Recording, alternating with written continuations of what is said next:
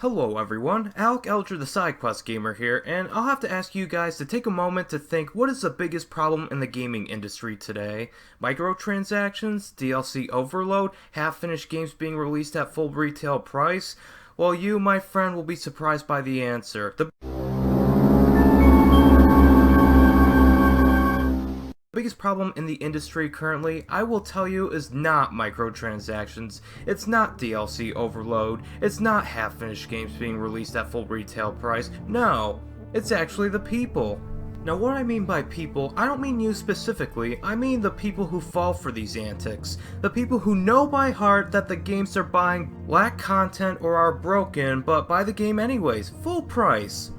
My friend, whom I shall not disclose the name of, he bought Destiny around the time it came out, and he told me specifically that it gets really boring really fast because it was an overhyped game that spent most of its budget on marketing rather than actual gameplay, tweaked to be as exciting as the commercials present it to be. But several months ago, we're talking like last year, my friend wanted to sell me some of his old games so he can have enough money to pre-order Destiny the Taken King, despite telling me he thought the first game was just okay. Not to mention he wanted to sell those old games quickly so he can pre-order it quickly and then get the exclusive pre-order bonus gun, which you wouldn't get unless you pre-ordered it.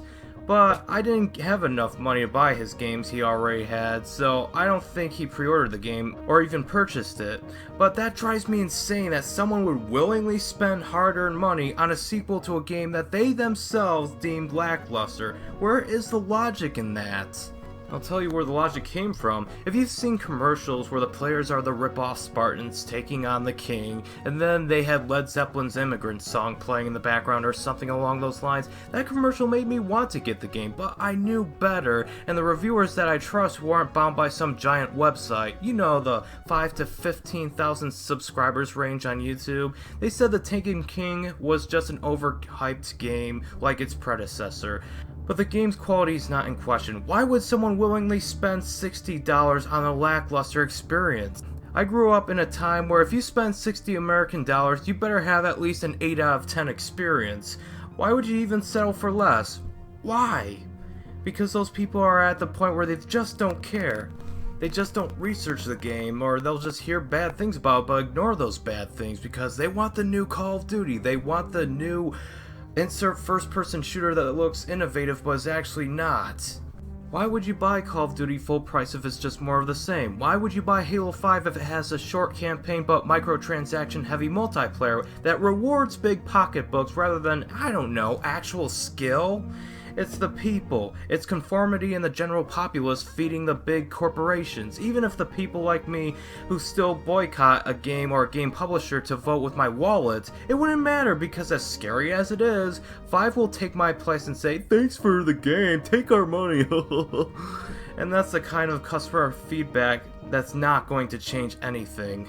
Because let me tell you, most video game publishers, not all, but a great portion of them, they make decisions based on sales rather than general reception from the public. But there is a silver lining to take out of this video. We have the power of persuasion and education. The corporations do something we don't like, us gamers can take a stand and tell every one of our friends. And then they'll tell their friends, and they'll tell their friends, and so on and so forth. We can make conformity work in our favor, and so far it has worked a few times in the past. Assassin's Creed Unity was such a broken mess upon release, and while many did buy the game, they disliked it heavily or just thought it was okay at best. But when Assassin's Creed Syndicate came out recently, the general populace looked back at Unity and sent a message to Ubisoft. They said, "Not interested," and Syndicate is actually one of the worst performing entries in the franchise.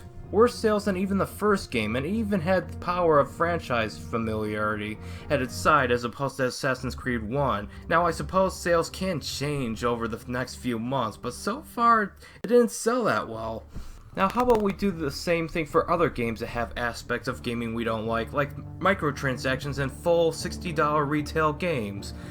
I am not nor ever getting Metal Gear Solid 5 The Phantom Pain for two reasons. I will no longer support Konami as a customer after their poor treatment of series creator Hideo Kojima, and it has microtransactions in an already full price game, like I previously mentioned. I ask any of you who have supported these companies, despite getting the short end of the deal, do you really want the next Destiny? Do you really want the next Call of Duty? Although, to Activision's credit, at least Black Ops 3 utilized a wall running mechanic that may spice the gameplay up a bit. But still, do you really want to support the next Mario Party entry? Yes, even Nintendo is not free from my scrutiny when it warrants it. We as gamers, if we're paying full price for a video game, we better leave our first gaming session with it as a new person with a new experience to remember it, instead of a familiar experience where you're just going through the motions. That game better be a fresh experience and not just some cheap copy and paste job and call it a game.